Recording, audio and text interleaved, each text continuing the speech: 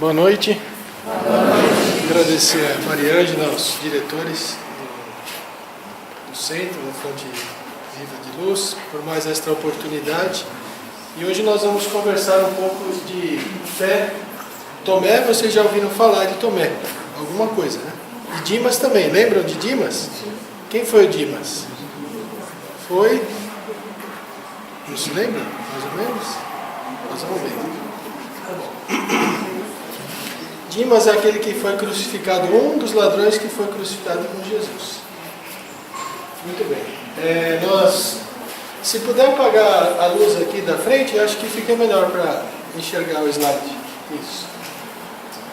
Nós vamos trazer aqui instruções do Livro dos Espíritos, do Novo Testamento, Jesus, o Evangelho à luz da psicologia profunda, Alerta, Contos e Apólogos, o Centro Espírita de Herculano Pires e Quando Voltar à Primavera. Então, fizemos aí uma coletânea de informações dessa passagem de Tomé e de Dimas para trazer aqui para os senhores e as senhoras. Bom, vamos ler o que está no Novo Testamento, em Lucas 9, versículo 22. E disse-lhes: é necessário que o Filho do Homem padeça muitas coisas, que seja rejeitado pelos anciãos, pelos principais sacerdotes e escribas, que seja morto e que ao terceiro dia ressuscite. Lembram-se dessa passagem? Que ao terceiro dia ressuscite. E o Tomé foi um dos apóstolos que duvidou. Para quem Jesus apareceu primeiramente depois da crucificação? Vocês se lembram? Para um dos apóstolos? Para Maria de Madalena. Mas a gente vai ver isso aqui daqui a pouco. Ok? Então quem foi Tomé? Tomé foi um dos 12 apóstolos de Jesus.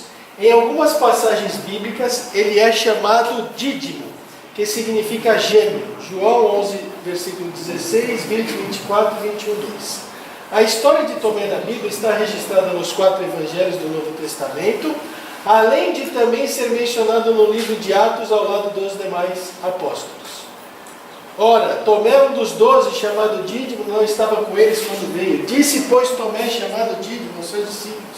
Estavam juntos Simão, Pedro, Tomé, chamado Dídimo, Natanael. Então são essas as referências que nós temos de Tomé.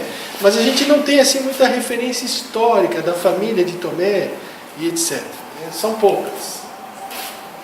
Não se sabe muito da biografia dele, não é? Com relação à sua vida pessoal, a origem, etc. Seu nome Tomé é de origem aramaica e também significa gêmeo, assim como sua forma grega Dídimo. Então Tomé e Dídimo é a mesma coisa, gêmeo.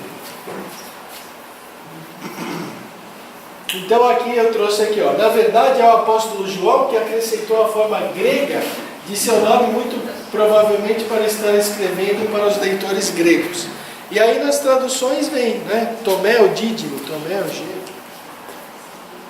Então é no Evangelho de João que encontramos as melhores informações sobre quem foi Tomé, visto que nos outros evangelhos, no livro de Atos, ele é meramente mencionado na lista que traz os nomes dos apóstolos. Mateus, Marcos e Lucas e Atos. O lugar e o caminho. Então aí nós começamos a estudar a informação do espírito Humberto de Campos. Também escreveu nomes com pseudônimo Irmão X. O lugar e o caminho. Então vamos lembrar da passagem de João, versículo 24, de 1 a 6. Isso aqui nós encontramos no Evangelho segundo o Espiritismo, essa seleção que Allan Kardec fez, nós encontramos no Evangelho segundo o Espiritismo. Vamos ler, mas eu quero que vocês prestem atenção mais para o final também, tudo mais para o final, que é o nosso ponto de atenção. Não se turbe o vosso coração, crede em Deus, crede também em mim. Na casa de meu pai há muitas moradas. Se não fosse assim, eu vou-lhe teria dito. Vou preparar-vos um lugar, e se eu for e vos preparar um lugar, virei outra vez e vos tomarei para mim mesmo, para que onde eu estiver, estejais vós também. Então, só para a gente fazer um adendo aqui. Não se turbe o vosso coração. Na casa do meu pai há muitas moradas. Significa dizer o quê? Que existem muitos mundos habitados. Mundos inferiores ao planeta Terra, mundos superiores ao planeta Terra.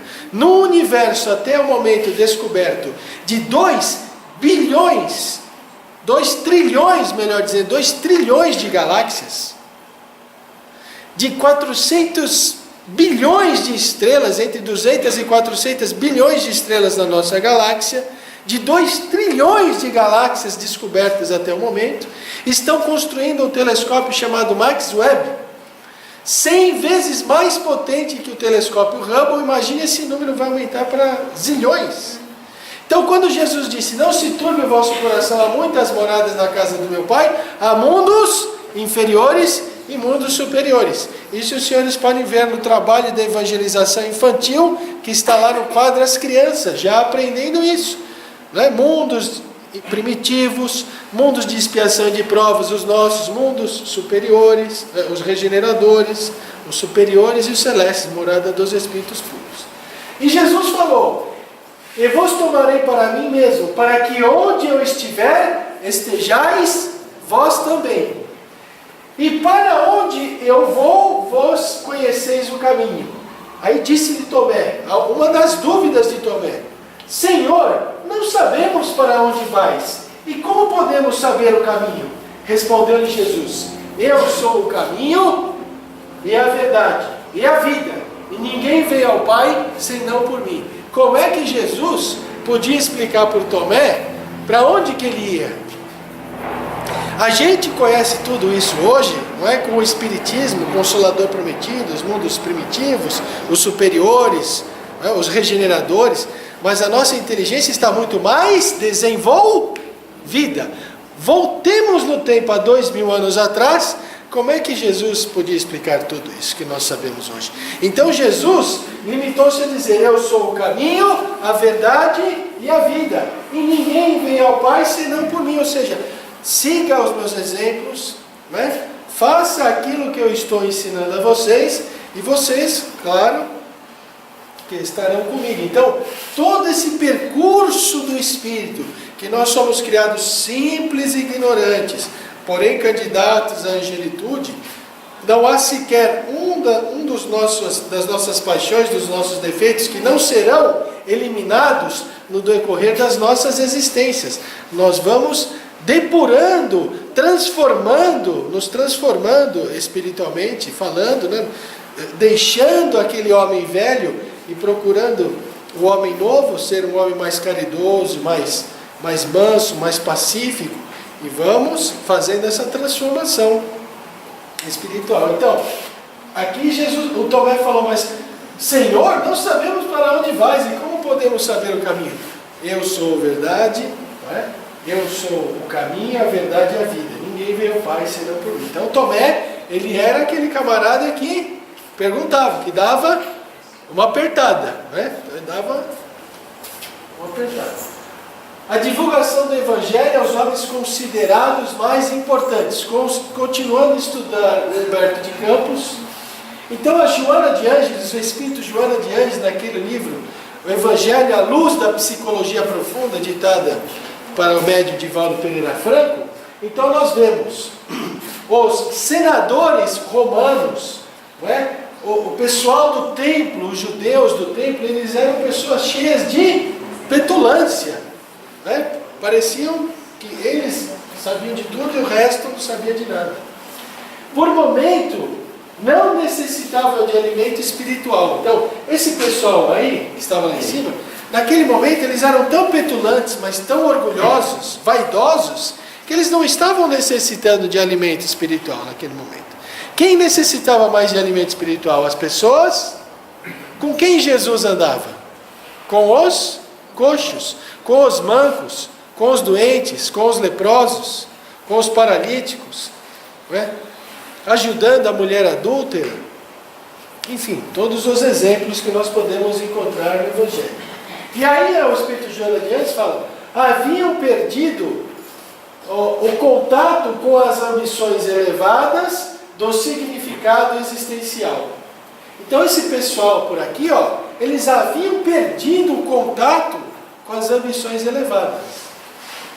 E aí nós vemos que o Tomé, ele estava preocupado, nós vamos ver o Espírito Humberto de Campos explicando que o Tomé estava preocupado que Jesus pudesse levar o Evangelho a esse pessoal, a esse povo. Jesus estava o quê? Com o povão, certo?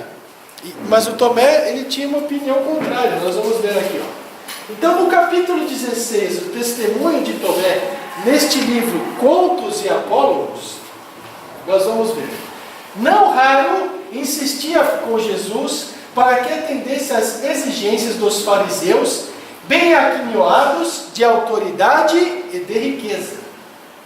Senhor, numerosos homens de importância estão na localidade e desejam o sinal da vossa missão divina. Então, Tomé falando, numerosos fariseus, numerosos pessoas importantes do povo romano, importantes políticos, etc., eles querem uma mensagem. São altos funcionários de Herodes, em companhia de doutores de Jerusalém, que excursionam por estas paragens. Além disto, estão acompanhados de patrícios romanos, interessados em conhecer o lago e as suas aldeias mais influentes. Esses viajantes ilustres fizeram-me portador de um convite atencioso e amável, pois vos esperam em casa do centurião Cornélio Cimbro. Então, convidaram, chamaram Tomé, olha, pede para o seu mestre vir aqui dar algum exemplo, né, nos mostrar o seu poder. E aí Jesus falando, veja, como o Espiritismo é simplesmente fantástico, porque quando nós pegamos o Novo Testamento, é claro que nós podemos estudar o que Jesus falou, sim ou não? Sim. Mas os espíritos que ditaram a obra a Chico Xavier, como no caso Humberto de Campos, nós também podemos consultar livros do espírito Amélia Rodrigues, na obra de Divaldo Pereira Franco, nós vamos o quê? O Neio Lúcio também tem muitas informações de Jesus. Nós podemos o quê? Estudar o diálogo. Esse aqui é um dos diálogos que Jesus teve com os seus apóstolos. E aí Jesus dizendo, que desejam de mim? Querem conhecer-vos, mestre? Aí o Tomé falando, querem conhecer-vos? Replicou o apóstolo mais confortável. Não é necessário que me vejam a mim, mas que sintam a verdade que trago de nosso Pai, redarguiu Jesus com tranquila firmeza. Não é necessário que ele me conheça, mas que vejam a verdade, que vejam as obras que eu estou fazendo, curando os leprosos, os paralíticos, né? Dando visão àqueles que não enxergavam, ou seja, que vejam, que sintam a verdade que trago. Tomé insistiu, então você vê, o Tomé era aquele camarada lá que dava apertado, ele apertava, né? Mestre, atendei-os. Que será do Evangelho do Reino e de nós mesmos, sem o apoio dos influentes e prestigiosos? Acreditais na vitória sem o amparo das energias que dominam o mundo?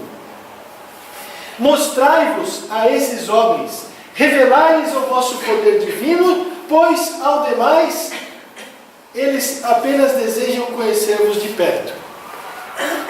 Tomé, exclamou o Senhor com energia, Deus não exige que os homens o conheçam senão no santuário do perfeito conhecimento de si mesmos. Eu venho de meu Pai e tenho de ensinar as suas verdades divinas. Nunca reclamei dos meus discípulos as suas homenagens pessoais. Apenas tenho recomendado a todos que se amem reciprocamente através da vida e desfazendo as ponderações descabidas do discípulo. Então veja, Jesus falando, eu nunca pedi a vocês, aos meus discípulos, apóstolos, que me homenageiem. Não é? Então, eu só pedi que vos amem. Continuou, julgas então que o Evangelho do Reino seja uma causa dos homens perecíveis? Se assim fosse, as nossas verdades seriam tão mesquinhas como as edificações precárias do mundo e destinadas à renovação pela morte nos eternos caminhos do tempo. Os patrícios romanos e os doutores de Jerusalém não terão de entregar a alma a Deus algum dia? Ou seja, eles não terão de entregar. Você está querendo depositar, não é, todo o evangelho nessas criaturas, mas essas criaturas também morrerão.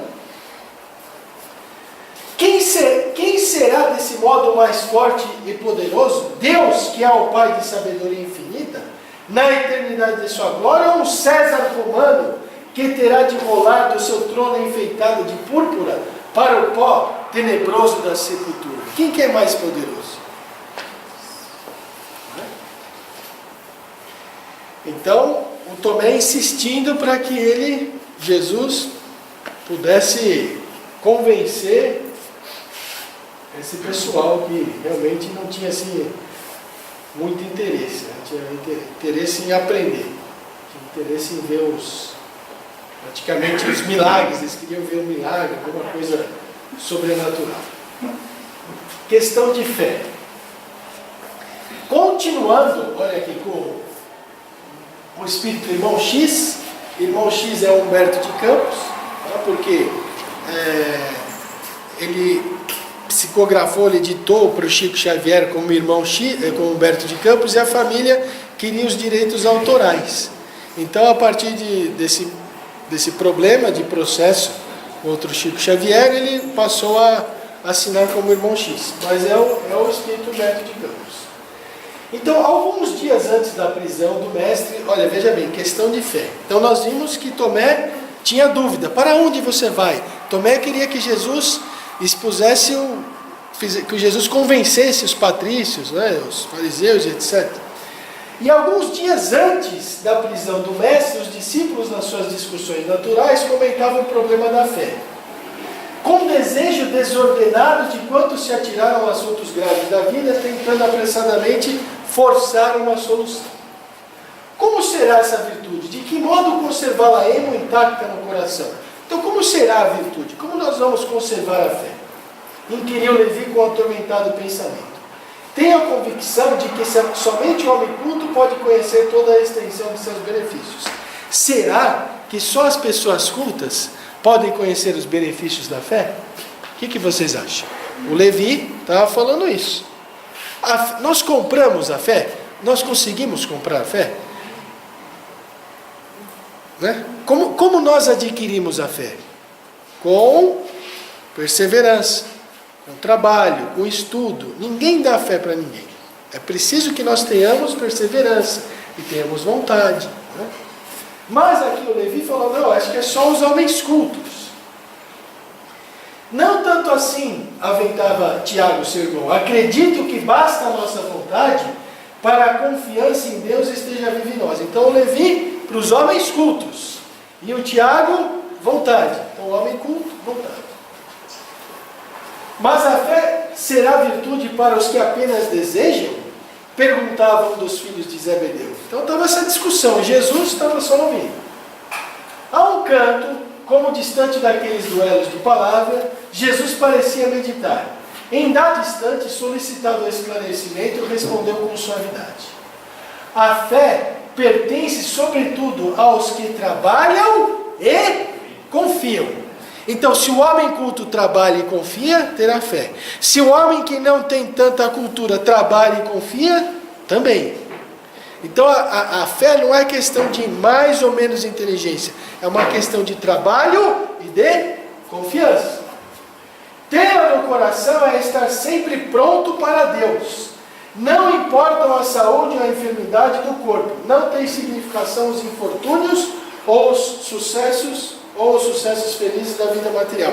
Então, ou seja, trabalha e confia. Estou numa adversidade, vou trabalhar e confiar. Está tudo indo bem, vou trabalhar mais e confiar. Certo? Então, passei por um problema, um revés financeiro, vou continuar trabalhando e confiando. Perdi o meu emprego, vou continuar trabalhando e confiando. Um problema de relacionamento, vou continuar trabalhando e confiando, sem blasfemar contra Deus, sabendo que existem as causas anteriores e as causas atuais das aflições. Se nós sofremos por nossa própria culpa. Se o sofrimento não se encontra a causa na vida atual, encontra-se na vida anterior. Alguém que nasce com uma doença congênita só pode ter feito alguma coisa errada em vidas anteriores. Porque se Deus é soberanamente justo e bom, se Deus é infinitamente perfeito, Ele não pode permitir que uma pessoa nasça com saúde e a outra sem saúde. Uma pessoa nasça na opulência e outra nasça na pobreza. Jesus disse: amai-vos uns aos outros. Aquelas pessoas que não têm condições, muitas vezes nós precisamos ajudá-las, não é? Mas a causa do nosso sofrimento ou está nessa vida presente ou está em vidas atuais. Se você comer 3 pratos de feijoada no almoço, você terá um sofrimento. E se encontra o sofrimento em vidas anteriores, se encontra nessa vida. Se você abusar das más paixões e etc., você terá problemas. Então, nós precisamos avaliar, ok? Abusar no sentido, a pessoa fuma demais, adquirir um câncer, bebe demais, adquirir uma cirrose, né? Sexólatra, adquirir uma doença venérea, são causas atuais, ok? Então Jesus falou: a fé pertence sobretudo aos que trabalham e confiam. A alma fiel trabalha confiante nos desígnios do Pai, que pode dar os bens, retirá-los e restituí-los em tempo oportuno, e caminha sempre com serenidade e amor para todas as sendas pelas quais a mão generosa do Senhor a queira conduzir. Então, nunca blasfemar contra Deus, apesar das diversidades. Então, Joana de Ângeles Espírito nos ensina gratidão. Gratidão pelo bem que nos ocorreu. Gratidão pelo mal que foi evitado chegar até nós. E gratidão pelo mal que aconteceu a nós, porque através deste mal nós podemos tirar um aprendizado e evitar situações diversas para que não aconteça novamente. Então, a orientação de Joana de Ângeles é sempre termos gratidão. Aliás, ela tem um livro que fala sobre isso, sobre a gratidão. E aí, continuando o diálogo: mas mestre, redarguiu Levi, em respeitosa atitude, como discernir a vontade de Deus naquilo que nos acontece? Tenho observado grande número de criaturas criminosas que atribuem à providência os seus feitos delituosos, e uma legião de pessoas inertes que classificam a preguiça como fatalidade divina.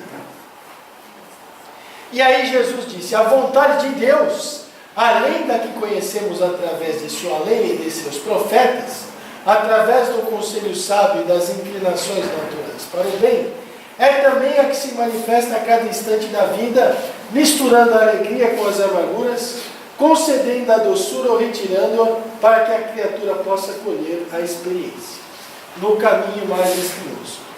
Ter fé, portanto, é ser fiel a essa vontade. Ter fé é ser fiel a essa vontade. Eu estou fazendo de tudo, fiz de tudo e estou passando por uma dificuldade. Então é ser fiel à vontade de Deus. Ser fiel é ter uma resignação dinâmica. O que é uma resignação dinâmica? Resignação dinâmica: eu estou passando por uma dificuldade e vou fazer de tudo para sair dela. Mas é não blasfemar, é ser fiel a essa vontade em todas as circunstâncias, executando o bem que ela nos determina e seguindo-lhe o roteiro sagrado nas menores sinuosidades da estrada que nos compete percorrer. Quem foi mais fiel? Tomé vai perguntar e nós vamos ver. Quem foi mais fiel à vontade de Deus que nós conhecemos nesse mundo? Foi? Quem foi? Jesus. Jesus foi a pessoa mais fiel a essa vontade. Entretanto, observou Tomé, mas Tomé não estava contente, não é? E ele apertando de novo. Creio que essa qualidade excepcional deve ser atributo do espírito mais cultivado, porque o homem ignorante não poderá cogitar da aquisição de semelhante patrimônio. E o Tomé falou, poxa, mas essa fé, ser fiel, é só o homem culto. E o mestre fitou o apóstolo com amor e esclareceu, todo homem de fé será agora ou mais tarde o irmão dileto da sabedoria e do sentimento. Porém essa qualidade será sempre a do filho leal ao Pai que estás no céu. Então a qualidade da fé é do filho leal ao Pai. Para sermos leal ao Pai, é necessário que nós sejamos PhD em alguma coisa? Sim ou não? Este diálogo, prestem atenção, senhores e senhoras, foi um pouco antes de Jesus ser crucificado. E aí nós vamos ver o desfecho de toda essa história. O discípulo sorriu e obtemperou, todavia, quem possuirá no mundo lealdade perfeita como essa? E o Tomé perguntando, poxa Lino, mas quem tem essa lealdade? Essa lealdade a Deus? E aí Jesus falou, ninguém pode julgar em absoluto, disse o Cristo com bondade, a não ser o critério definitivo de Deus. Quem vai avaliar se nós somos leal a Deus? Se você é leal a Deus, ou se você, ou se qualquer um, eu não consigo avaliar isso, a gente não consegue avaliar isso. Quem vai avaliar isso é Deus, certo? A não ser o critério definitivo de Deus, mas se essa criatura da alma não é comum às criaturas, conquista da alma não é comum às criaturas de conhecimento parco de posição vulgar, é bem possível que a encontremos no peito exausto dos mais infelizes ou dos desclassificados no mundo. O livro dos Espíritos, questão 780. O progresso moral segue sempre o progresso intelectual, sim ou não? Nós podemos ter criaturas muito desenvolvidas intelectualmente e pouco espiritualizadas, certo? Então, a partir do momento que nós somos criados espíritos simples e ignorantes, que tivemos a nossa primeira encarnação nos mundos primitivos, e agora estamos no mundo de expiação e de provas, nós vamos o quê? Desenvolvendo a nossa intelectualidade, o nosso livre-arbítrio e a nossa moralidade, a nossa espiritualidade. Mas nem sempre a intelectualidade anda ao mesmo passo que a moralidade. Então vem os Espíritos ratificar o que Jesus havia explicado. É a sua consequência, mas não o segue sempre imediatamente. 780, Kardec, não satisfeito, completou. Como o progresso intelectual pode conduzir ao progresso moral? Dando a compreensão do bem e do mal. Quanto mais você é intelectualizado, mais você pode discernir o que é certo e o que é errado. Sim ou não? Sim. Não é? Talvez, é difícil, tem gente que é muito inteligente, mas ele tem dificuldade nisso. Haja vista a nossa classe política, né? Dando a compreensão do bem e do mal, pois então o homem pode escolher. O desenvolvimento do livre-arbítrio segue-se ao desenvolvimento da inteligência e aumenta a responsabilidade do homem pelos seus atos. Então, quanto mais você conhece, quanto mais intelectualizado você for, quanto mais você tiver esse conhecimento, essa possibilidade de discernir o bem e do mal, mais responsabilidade você vai ter. Se você é intelectualizado, se nós somos intelectualizados e conhecemos um pouco do Evangelho, aí mais responsabilidade ainda. Então, quanto mais você conhece, quanto mais você sabe, se nós errarmos, nós somos mais responsáveis. A coragem de Tomé até a morte. Então, se Tomé tinha algumas dúvidas, nós também precisamos ressaltar a coragem de Tomé. E onde nós encontramos isso? Ora, estava enfermo um homem chamado Lázaro de Betânia, aldeia de Maria e de sua irmã Marta, e Maria, cujo irmão Lázaro se achava enfermo, era a mesma que ungiu o Senhor com bálsamo e enxugou os pés com os seus cabelos. Mandaram, pois, as irmãs dizer a Jesus: Senhor, eis que está enfermo aquele que tu amas. Jesus, porém, ao ouvir, disse: esta enfermidade não é para a morte, mas para a glória de Deus, para que o Filho de Deus seja glorificado por ela. Ora, Jesus amava Marta e a sua irmã, e a Lázaro. Quando, pois, ouviu que ele estava enfermo, ficou ainda mais 2 dias no lugar onde se achava. Depois disto, disse a seus discípulos: vamos outra vez para a Judeia. Então foram avisar Jesus: ó, está morrendo, não é? Seu amigo Lázaro está morrendo. Jesus ficou 2 dias lá, sem pressa, tranquilo. Disseram-lhe eles: Rabi, ainda agora os judeus procuraram apedrejar-te e voltas para lá? Respondeu Jesus: não são 12 as horas do dia? Se alguém andar de dia não tropeça, porque vê a luz deste mundo. Mas se andar de noite tropeça, porque nele não há luz. E tendo assim falado, acrescentou: Lázaro, nosso amigo, dorme, mas vou despertá-lo do sono. Disseram-lhe, pois, os discípulos: Senhor, se dorme, ficará bom. Mas Jesus falará da sua morte. Eles, porém, entenderam que falava do repouso do sono. Então Jesus lhes disse claramente: Lázaro morreu, e por vossa causa folgo que eu lá não estivesse, para que criais, mas vamos ter com ele. Disse, pois, Tomé, chamado Dídimo, aos seus discípulos: vamos nós também para morrermos com ele. Ou seja, depois disso disse aos seus discípulos: vamos outra vez para a Judeia. Disse-lhes eles: Rabi, ainda agora os judeus procuravam apedrejar-te e voltas para lá? Ou seja, captaram a mensagem? Foram avisar Jesus que Lázaro estava com problema. Jesus ficou 2 dias, certo? E daí o que aconteceu? Falaram para Jesus: você vai voltar para a Judeia? Eles estavam querendo te apedrejar. E o Tomé falou: opa, deixa comigo, se ele for para morrer, não, eu morro também. Então é um aspecto de coragem que nós temos que revelar aqui de Tomé, sim ou não?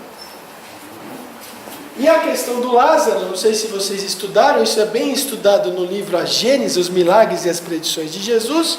Lázaro não havia morrido. Lázaro, Jesus não ressuscitou. Jesus não fez nenhum milagre. Milagre é você ressuscitar uma folha morta. Mas Lázaro não havia morrido, ele estava num estado letárgico. E o perispírito, que é o liame que une a alma ao corpo, liame semimaterial, parte material se liga à matéria, parte espiritual se liga ao espírito. Estava ligado o espírito de Lázaro ao corpo. E Jesus, como tinha essa dupla vista constante, percebeu isso e fez com que ele se levantasse e andasse. Então registramos aqui a coragem de Tomé. Eles querem te apedrejar? Não, vamos nós também para morrermos com ele. Estamos juntos. Ok? As dúvidas e a fé vacilante de Tomé. Quantos discípulos de Jesus estavam presentes na crucificação? Vocês se lembram? Quantos? Só um. Quem é? Doliuma? Jô? E mulheres haviam? Maria, João, Maria de Madalena, juntamente com Maria de Nazaré e outras mulheres. Meu Deus, aí estão as referências. Onde estava Tomé na crucificação? Só João. E Tomé? Onde Tomé estava? Aí a beleza do Espiritismo, a beleza da obra de Chico Xavier. O Espírito Humberto de Campos vem nos revelar que Tomé também acompanhou a crucificação. Vocês sabiam disso? Voltemos à mensagem do irmão X Humberto de Campos. Na hora sombria da cruz, disfarçado com vestes diferentes, Tomé acompanhou passo a passo o corajoso. o corajoso Messias. Estranhas reflexões surgiam-lhe no espírito. Sua razão de homem do mundo não lhe proporcionava elementos para a compreensão da verdade toda. Então ele quis acompanhar a crucificação. Ele se vestiu, se encapuzou e quis acompanhar. Aonde estava aquele Deus amoroso e bom, sobre quem repousava as suas esperanças? Então ele começou a pensar, onde que estava aquele Deus? Por que que Deus estava fazendo isso com o excelentíssimo filho? Seu excelentíssimo filho? Seu amor possuiria apenas uma cruz para oferecer ao filho dileto? Onde está Deus? O amor de Deus vai dar apenas uma cruz? A cruz da infâmia, da ignomínia? Por que motivo não se rasgavam os horizontes para que as legiões dos anjos salvassem do crime, da multidão inconsciente e furiosa o mestre amado? Por que que os anjos não apareciam para salvar Jesus? Aonde estava Deus? Será que Deus só tinha a dar para o mestre a cruz da ignorância? Por que providência era aquela que não se manifestava no momento oportuno? E aí uma cena da crucificação. Durante 3 anos, ele curou aqueles que não falavam. Ele abriu os olhos àqueles que não enxergavam. Ele curou leprosos, curou paralíticos, curou pessoas que estavam sofrendo problemas de obsessão, de perturbação espiritual, né? Ajudando múltiplas pessoas das mais variadas formas possíveis. Durante 3 anos, ele havia feito isso, ajudado centenas de pessoas, milhares de pessoas. E onde estava esse Deus? Porque as legiões de anjos não apareciam, só sobrou para Jesus a cruz. Então, fervilhavam essas questões na cabeça de Tomé. O prêmio do Cristo era então aquele monte da desolação reservado aos criminosos? Este era o prêmio do Cristo? O prêmio do Cristo era este monte da desolação destinado aos criminosos, porque quem era crucificado eram as pessoas que estavam contra o regime romano, principalmente os criminosos. Então este era o prêmio de Jesus? Ansioso, o discípulo contemplou aquelas mãos que haviam semeado o bem e o amor, agora agarrados à cruz como 2 flores ensanguentadas. A fronte aureolada de espinhos era uma nota irônica na sua figura sublime e respeitável. Seu peito tremia ofegante, seus ombros deveriam estar pisados e doloridos. Aquelas pessoas que acompanharam Jesus, que estiveram com ele durante esses 3 anos, vendo Jesus nessa situação. A gente, quando vê uma cena dessa, quando a gente estuda, a gente se emociona. Imagine a cabeça dos discípulos, dos apóstolos, de Tomé, de João, de Maria, de Madalena, de Maria de Nazaré, de Joana de Cusa, né? Esse sofrimento vendo o amigo dileto sofrendo. Valeria a pena haver distribuído entre os homens tantas graças ao céu? Então essas eram as dúvidas de Tomé, expostas naquele momento, em pensamento. O pensamento dele fervilhava. O malfeitor que assaltava o próximo era agora, a seu ver, o dono de mais duradouras compensações. Tomé se sentia como que afogado, desejou encontrar alguns dos companheiros para trocar impressões, entretanto não viam um só deles. Valeria a pena praticar o bem? Aproximou-se da cruz e notou que o Messias punha nele os olhos amorosos, como nos tempos mais tranquilos. Viu que um suor empastado de sangue decorria do rosto venerável, misturando-se com o vermelho das chagas vivas e dolorosas. Com aquele olhar inesquecível, Jesus lhe mostrou as úlceras abertas como sinal do sacrifício. Jesus mentalmente conversando com Tomé. Nunca deixou uma oportunidade de ensinar, e aqui mesmo estava ensinando. Penosa emoção dominou a alma sensível do discípulo. Olhos enevoados de pranto. Recordou os dias radiosos de Tiberíades. As cenas mais singelas do apostolado ressurgiam ante a sua imaginação. Subitamente lembrou-se da tarde em que haviam comentado o problema da fé, parecendo-lhe ouvir ainda as elucidações do Mestre com respeito à perfeita lealdade de Deus. Reflexões instantâneas lhe empolgaram o coração. Quem teria sido mais fiel do Pai do que a Jesus? Trabalha, confia, seja fiel. Então, Tomé perguntando, quem foi mais fiel ao Pai do que Jesus? Não existe, é ele, né? Entretanto, a sua recompensa era a cruz do martírio, absorta em singulares pensamentos. O apóstolo observou que o Messias lançava agora os olhos entrenecidos sobre um dos ladrões que o fixava afetuosamente.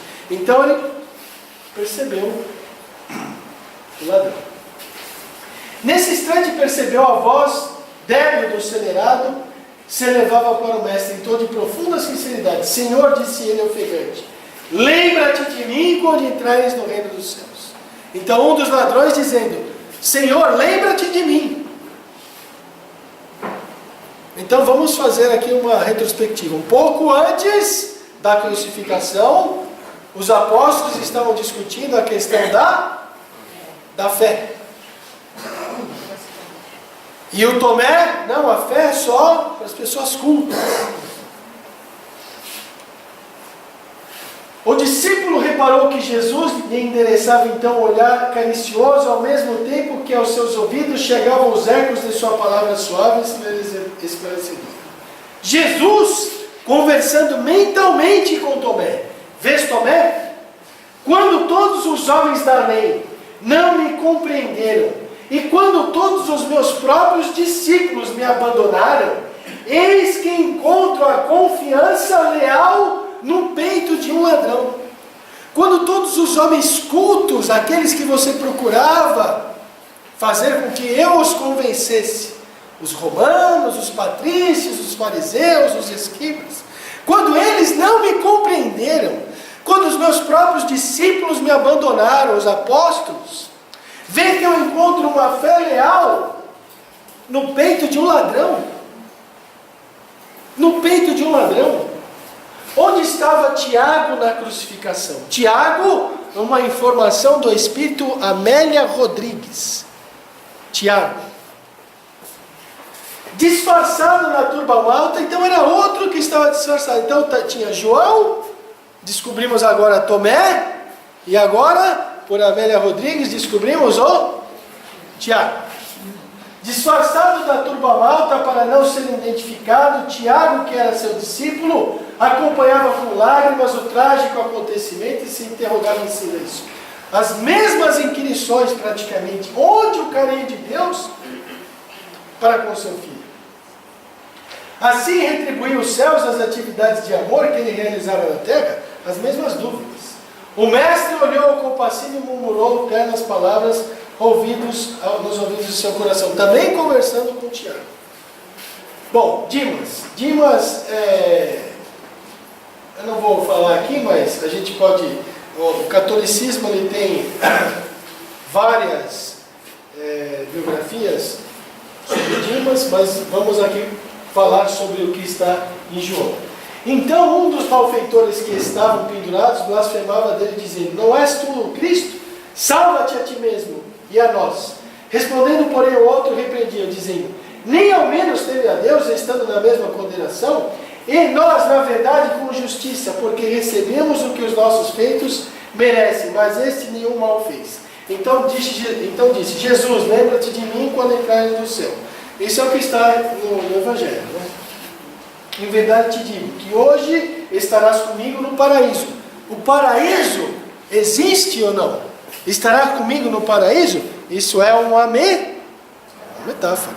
Nós somos espíritos, criados simples e ignorantes, candidatos à angelitude, nos tornaremos espíritos puros. Estarás comigo no paraíso? Ou seja, tu serás amparado. Mas não que ele vai estar no mesmo lugar que ia Jesus. Claro, né? Dimas, o ladrão que estorcegava, aí Amélia Rodrigues, Dimas, o ladrão que estorcegava ao seu lado direito, procurou identificar um grupo exótico que se movimentava aos pés das cruzes, além de conhecido, e aos seus olhos se cruzaram com os de sua mãe Tamar. Então a mãe do Dimas chamava-se Tamar. Pelas reminiscências, a memória evocou-lhe a infância e a adolescência na orfandade paterna, bem como os sacrifícios daquela mulher extraordinária. Então, era órfão e a mãe se esforçou para cuidar dele. Então, naquele momento, ele estava observando tudo isso. Estava lembrando, né? Foi na juventude que se iniciara a rapina, unindo-se a outros desordeiros e atirando-se aos abismos do crime. O instinto de mãe havia percebido a mudança do filho e advertia 1000 vezes sem que ele se resolvesse por qualquer mudança real, embora não lhe confirmasse as suspeitas. Quando se tornou notória a sua infeliz conduta, ele lhe prometera, e a noiva Esther, que aquela seria a última viagem às terras fabulosas do Além-Jordão, para poder oferecer-lhes a segurança de um lar honrado, após consciênciar-se e construir família. Ele falou, bom, é a última, hein? Vou dar uma roubadinha, vou melhorar aqui minha vida, tá tudo certo. Vou casar, vou constituir família e pronto. Só que na última vez que ele foi fazer isso, ele foi pego. De tal maneira elaborou e apresentou o plano de viagem que as duas mulheres acreditaram. Agora, surpreendido pelos soldados que o haviam emboscado no desfiladeiro, por onde passavam as caravanas, que ele e Giestas era o outro. Então, Dimas e Giestas, era dupla. Os dois foram pegos com a boca na botija. Pretendiam assaltar. Foram aprisionados e lá estavam punidos. Então, isso nós não encontramos em nenhum lugar. Revelação do Espírito Amélia Rodrigues. Giestas. Tamar, o nome da mãe de Dimas. A mãe aflita chorava interrogando com dolorido silêncio. Por que, meu filho? Em que errei na tua educação? Assim são os pais, né? Muitas vezes os pais fazem de tudo para os filhos seguirem o caminho correto. É a obrigação dos pais. Missão dos pais é fazer de tudo para os filhos estarem no caminho correto. Mas muitas vezes, mesmo quando a gente faz de tudo, às vezes vem essas perguntas, né? Será que eu errei em algum lugar? Afogada em lágrimas, esteve a ponto de cair quando foi amparada pela jovem companheira Esther, a noiva inditosa. E olha que passagem legal. Dimas desejou gritar, extremulhado e louco, no justo momento em que o mestre fitou com suavidade. Então, ele estava desesperado, porque ele via a mãe sofrendo e via a noiva sofrendo, ele entrou em desespero. Poxa, era a última, não deu certo, né? Ele entrou em desespero. Tomado de honesto arrependimento pelas alucinações praticadas, exorou em agonia e fé. Senhor, lembra-te de mim quando entrares no paraíso. Havia sinceridade na unção. Então a proposta da noite da palestra é a dúvida de Tomé e a fé de Dimas. Tomé e Dimas, o ladrão. O arrependimento chegava à hora extrema, reconhecia os erros e desejava reabilitação.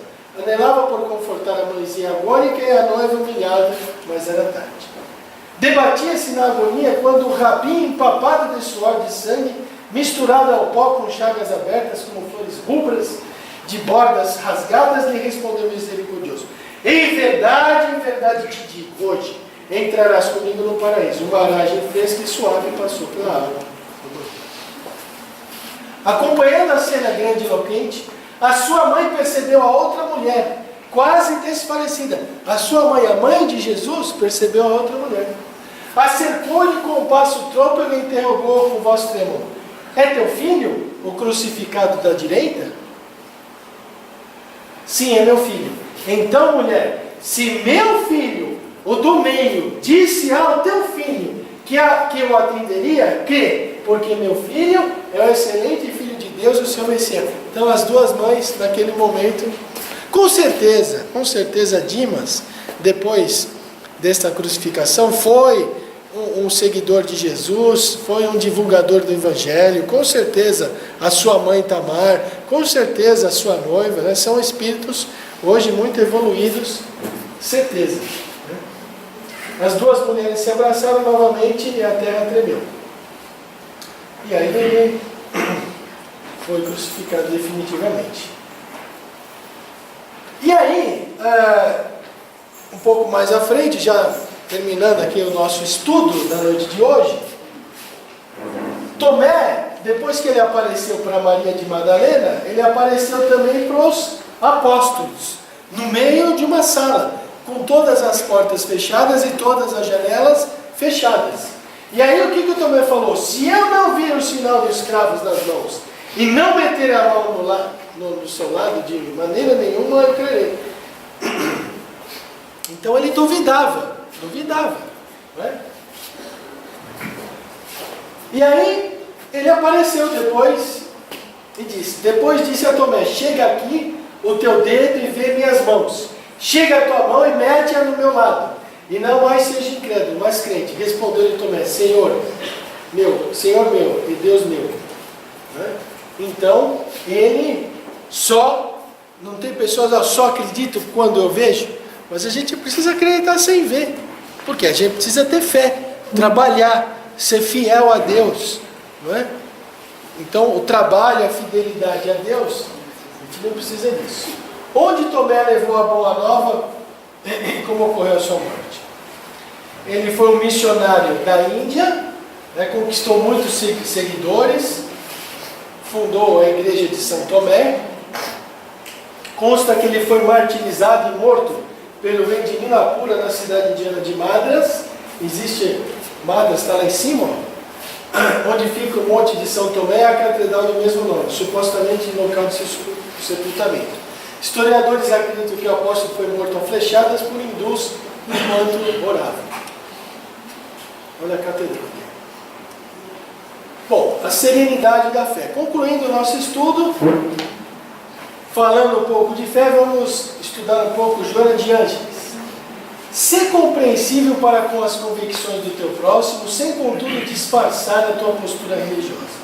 O Espiritismo concede-te a visão plena da vida, elucidando-te os difíceis mecanismos do processo de evolução. Então, o Espiritismo nos dá essa oportunidade de nós conhecermos e compreendermos as dificuldades da vida, compreendermos porque esses problemas que nós vivemos, compreendermos que nós precisamos respeitar o próximo, que nós temos uma maneira de pensar e o outro tem a maneira dele, que nós precisamos o respeito, que nós precisamos aproveitar a oportunidade da vida, a reencarnação, que é uma oportunidade de nós nos desenvolvermos, de irmos transformando o nosso espírito. Nós não vamos deixar de ser vaidosos da noite para o dia, ou deixarmos de ser orgulhosos, ou deixarmos, enfim, as nossas mais paixões, mas nós temos essa consciência que nós precisamos nos melhorar. Faz-te compreender que a dor de qualquer natureza é bênção. Jamais castigo, mediante cujo buril aprimora-se, encetando compromissos superiores que te levarão à paz. Ajuda-te a permanecer nas ações edificantes, embora os resultados aparentemente demorados. Então vamos trabalhar. O nosso trabalho é de formiguinha, o nosso trabalho é de devotamento. Nós precisamos trabalhar. Nós não estamos aqui a passeio, nós todos fomos convidados a trabalhar. Não é? Tem a oportunidade de vocês trabalharem aqui no Centro Fonte de Luz, tem a oportunidade de trabalhar em outras instituições, então nós precisamos oferecer aquilo que nós temos de melhor, ok? Acalma-te em razão do melhor entendimento das causas dos problemas que se expressam como aflições benéficas. Em razão disso, não te podes excusar, desculpar a responsabilidade ante os desafios da existência, vivendo a fé espírita. Pessoas existem que, a pretexto de fraternidade, aderem aos mais diversos conceitos filosóficos, sem assumirem comportamentos nenhum. Dizem-se neutras. Eu aceito tudo, mas sou neutra, está tudo bom. E é neutra e não faz nada.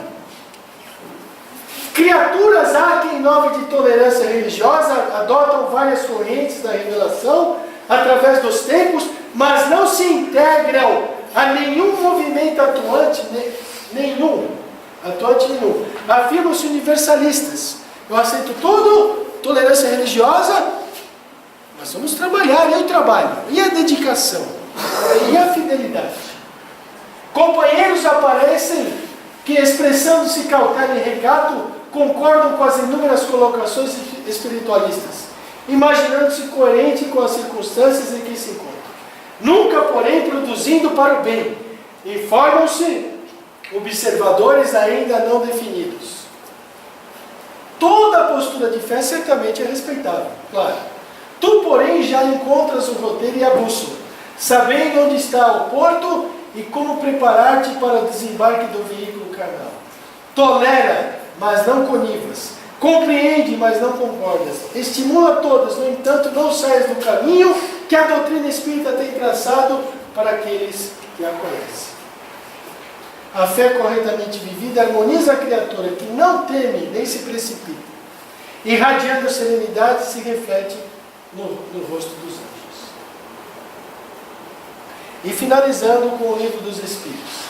É necessário fazer profissão da fé no Espiritismo e crer nas manifestações para assegurar a nossa sorte na vida futura? Se assim fosse, todos os que não creem ou que não puderem esclarecer-se seriam deserdados, o que é absurdo. É o bem que assegura a sorte no futuro. Ora, o bem é sempre o bem, qualquer que seja a via que a ela conduz. Então, a Maria Ângela convidou vocês. Vai ter aqui no dia 14, né? O quermesse, a festa junina. Vocês podem vir. Mas ela está falando assim, nós precisamos de ajuda. Vocês querem trabalhar na barraquinha? Vocês querem me ajudar na preparação? Vocês estão dispostos a colaborar com o Centro Espírita Fonte de Luz? Claro que todos são bem-vindos a colaborar, a participar, a comprar, a ajudar. Mas esse também é um convite. Não é só um convite para trabalhar na festa junina. É um convite para a gente expressar a fé espírita. É um convite para que nós possamos trabalhar, para que nós possamos educar os nossos filhos, para que nós possamos trazê-los na evangelização infantil. Porque nós vamos partir, os nossos filhos ficarão, e eles educarão os nossos netos, para que esses nossos filhos, para que os netos, nossos netos, para que essas novas gerações possam manter o centro Fonte de Luz, Fonte Viva de Luz, Fonte Viva de Luz, para as próximas gerações, para deixar a luz do Evangelho aceso para os homens. E o Herculano Pires, finalizando, a hora espírita do mundo é a de agonia e desespero. Mas foi agonizando na cruz, injustiçado pelos sábios do seu tempo, que Jesus nos ensinou a lição da ressurreição e da imortalidade espiritual. A ressurreição, ele não pôs aspas aqui, mas entre aspas, né? Obviamente. O centro espírita é a cruz da paciência que Jesus nos deixou como herança do seu martírio. O centro espírita é a cruz da paciência. Tenhamos paciência. Nós, os diretores, nós, os dirigentes, nós, os trabalhadores, lembrando o Espírito de verdade, entenda-se, Jesus, no capítulo 6 do Evangelho, espíritas, amai-vos, espíritas, instruí-vos. Ele nos livra da cruz que o Mestre enfrentou entre os ladrões, salvando, morrendo com eles para salvá-los. Um através da conformação, difícil da dor, outro através da revolta e da indignação que leva ao arrependimento e reparação. Então, ele, o centro espírita. Bom, aqui é um conhecimento, o Evangelho Gnóstico de Tomé, quem quiser, tiver interesse.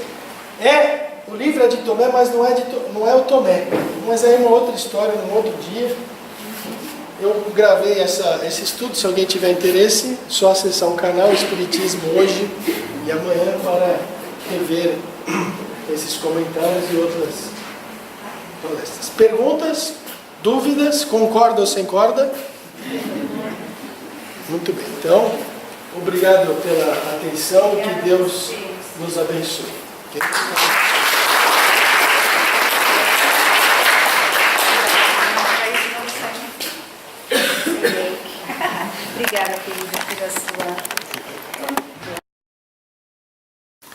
Parabéns, você assistiu o conteúdo do canal Espiritismo hoje e amanhã. Se você gostou, dê um like. Se você se interessa por conteúdos espíritas, se inscreva no canal. Obrigado pela sua audiência. Até o próximo vídeo. Um abraço.